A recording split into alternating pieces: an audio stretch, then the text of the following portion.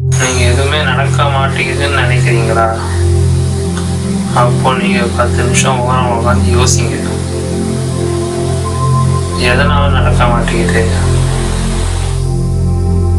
அப்ப நம்ம என்ன பண்ணணும்?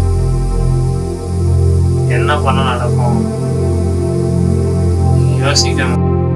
உங்களுக்கான வாய்ஸ் உங்ககிட்டே வரும். வாய்ஸும் வரும். நீங்க தான் எது மனமோட வாய்ஸ், எது ஆத்மாவோட வாய்ஸ்,